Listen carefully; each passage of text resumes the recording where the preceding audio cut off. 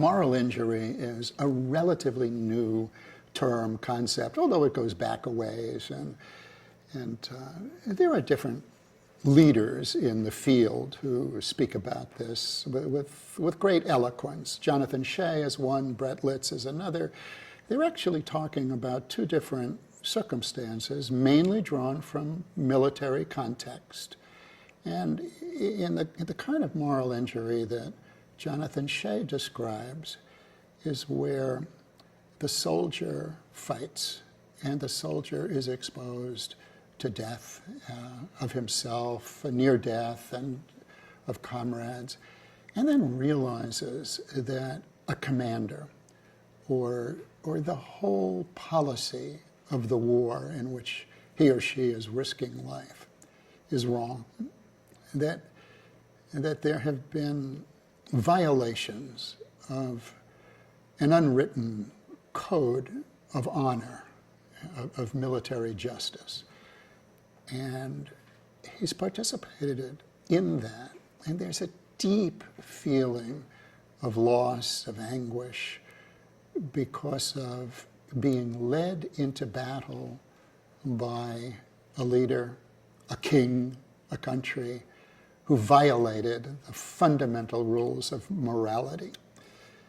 That happened in the Trojan Wars, and it's understood by many who work after a war with a veteran who isn't traumatized in a simple way.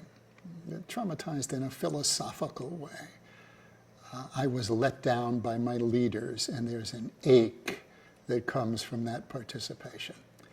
Now, Dr. Litz is talking, I know there are others too, they're talking about a different kind of moral injury, and this is where I, the private, was under orders from my sergeant, my lieutenant. I'm in a convoy. The convoy is moving away from danger or moving into a battlefield. And there's a civilian on the road, and I am ordered, don't stop, move ahead. I hit, I injure, I kill a civilian. I did it. I did it under orders. And it's not that the orders were illegal or even immoral. It's that in the course of military duty, I had to do something, and I feel terrible about what I had to do. I didn't really have a choice. That's a different kind of moral injury. And there's often a form of survivor guilt associated with that second moral injury. Survivor guilt isn't exactly the same as moral injury, but it means that the trauma that I carry with me has to do with living through a catastrophic scene and others died. And I am so disappointed and angry with myself for what I did or what I had to do. I wish it were me who died and not the other person. And these are different feelings than the feeling of alarm and arousal that comes with the kind of post-traumatic situation that you would get if you were in a car crash. It has a lot more to do with being honorable and having a sense of honor taken away from you. I don't think most people who meet the definition of moral injury know it. And I've found that when I've explained it to my patients, something lights up. They like knowing that this is a concept, this is a term.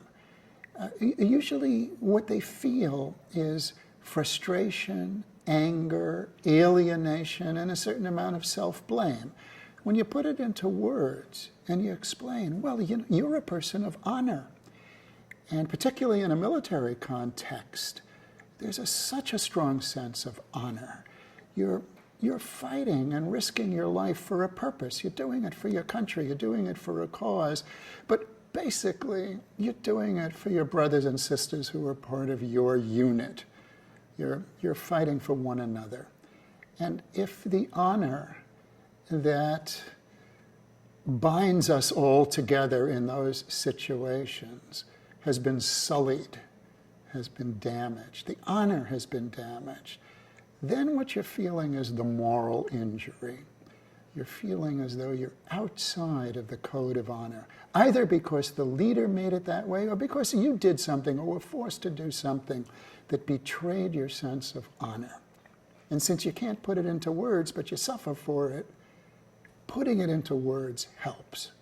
It's good if you are actually carrying the burden of moral injury to know it. And then you can begin to honor yourself.